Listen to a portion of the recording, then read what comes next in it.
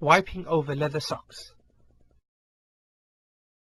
One century after another, the Arabs kept traveling long distances in the desert, on journeys that were known as winter and summer journeys.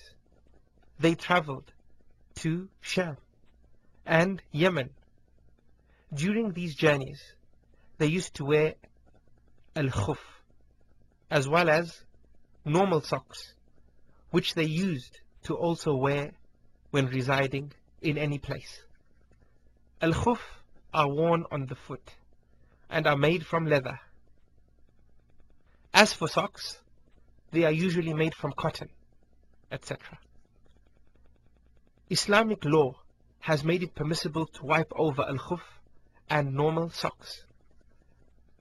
This is because when Anas ibn Malik, may Allah be pleased with him, was asked concerning wiping over leather footwear, he said the Prophet, peace and blessings be upon him, used to wipe over them. But there are conditions that have to be met to be able to wipe over any socks. One condition is that both should be put on after being in a state of purity. Al-Mughira, may Allah be pleased with him, said, I was with the Prophet, peace and blessings be upon him, on a journey. Then I intended to remove his khufs, meaning during his ablution. And he, peace and blessings be upon him, said, leave them both, because I put them on in a state of purity, meaning after performing wudu. Then he wiped over them. Another condition is that the khuf and socks must cover both the feet and the ankles, and they also must be made from pure materials.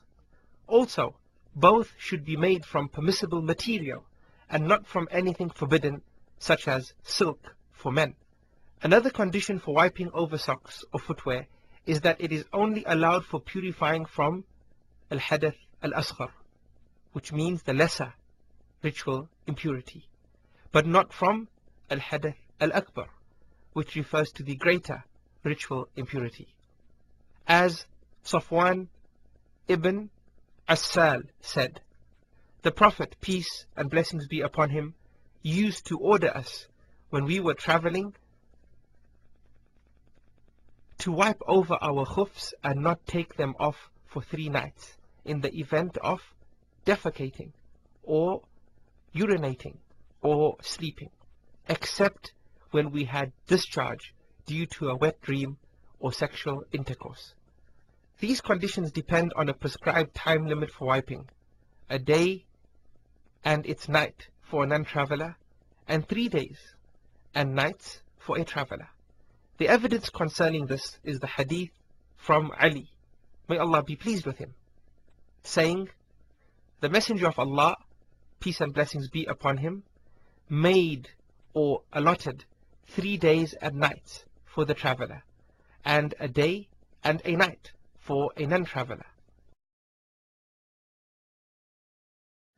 The period in which we are allowed to wipe over the socks starts from the first wipe after one's wudu is invalidated.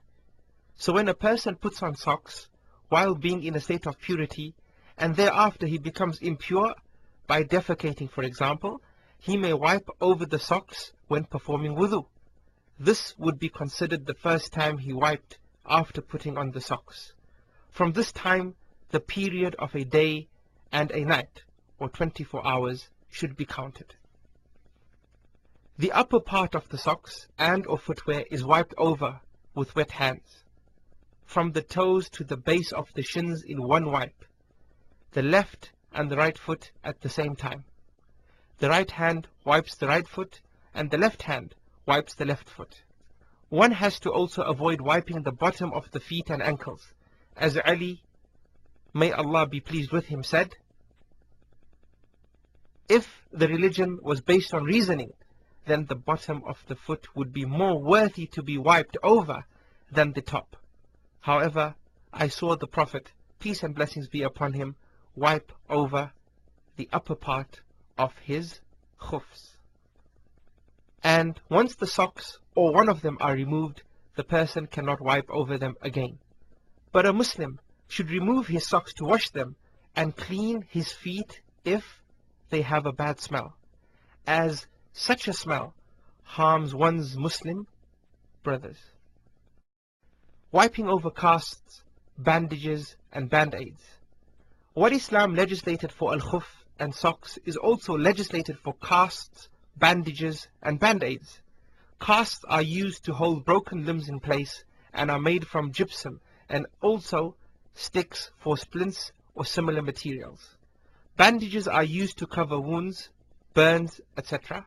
They are made from fabric or the like and are used for medical purposes. Band-aids are used to cover burns, cuts and wounds for medical reasons and are generally adhesive. It is permissible to wipe over all of these. The proof of this is in the hadith of Jabir, may Allah be pleased with him, who said, "We went on an expedition, during which one of us was wounded on his head by a stone. Afterwards this person had a wet dream and asked his companions, 'Do you find any concession or rukhsah for me to perform a tayammum, that is, instead of taking a complete bath, since I have a head injury?' They replied, 'You are not permitted to perform tayammum because you are capable of using water.' He then took a bath and died. When we met the Prophet, peace and blessings be upon him, the matter was reported to him, and he said, 'They killed him. May Allah kill them. Why did they not ask when they were ignorant? For the cure of ignorance is asking questions.' It was enough for him to perform tayammum or bind a bandage over the wound. The narrator, Musa, was doubtful. Then he should have wiped over this and bathed the rest of his body.